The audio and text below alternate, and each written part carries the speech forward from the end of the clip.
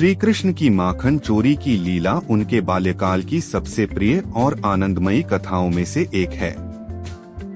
यह लीला वृंदावन की गलियों में घटित होती है, जहां कृष्ण अपनी नटखट शरारतों और मधुर स्वभाव से सभी के हृदय पर राज करते थे। बाल कृष्ण को माखन अत्यंत प्रिय था। गोकुल की गोपियां बड़े प्रेम से दूध दही से माखन बनाती थीं और उसे सुरक्षित रखने के लिए ऊंचाई पर लटका देती थीं, ताकि कोई उसे चुरा न सके। लेकिन कृष्ण की चंचल बुद्धि और शरारती स्वभाव के सामने उनकी सारी सावधानियां व्यर्थ हो जाती थीं। कृष्ण अपने सखासखाओं के साथ मिलकर योजना बनाते और फिर सब मिलकर एक दूसरे के कंधों पर चढ़कर मानव पिरामिड बनाते। इस तरह वे ऊंचाई पर टंगे माखन तक पहुंच जाते और उसे चुरा लेते। माखन पाकर कृष्ण और उनके मित्र बहुत खुश होते।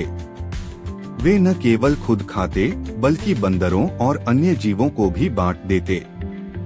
उनकी यह आदत दर्शाती है कि वे केवल लेने वाले नहीं बल्कि बांटने वाले भी थे।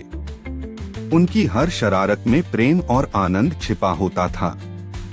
जब गोपियां अपनी मटकी खाली देखती तो वे शिकायत लेकर यशोदा माता के पास पहुंच जाती। वे कहती कि आपका कान्हा बहुत शरारती है, रोज हमारे घर आकर माखन चुरा लेता है। यशोदा माता कृष्ण को पकड़कर डांटती और कभी कभी उन्हें बांधने की भी कोशिश करती। लेकिन जब कृष्ण अपनी भोली सूरत और मासूम मुस्कान से उन्हें देखते तो उनका सारा क्रोध प्रेम में बदल जाता। यह दृश्य अत्यंत भावुक और मनमोहक होता था।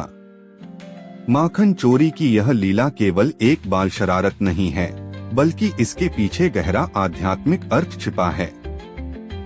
माखन को हृदय की शुद्धता और प्रेम का प्रतीक माना जाता है। श्री कृष्ण अपने भक्तों के निर्मल हृदय माखन को चुरा लेते हैं, अर्थात वे सच्चे प्रेम और भक्ति से प्रसन्न होते हैं।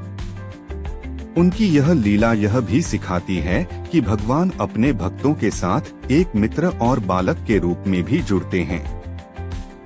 मोटिवेशन। यह कथा हमें सिखाती है कि जीवन में खुशियां छोटी छोटी बातों में छिपी होती हैं। प्रेम, साझेदारी और टीमवर्क से हर मुश्किल आसान हो जाती है।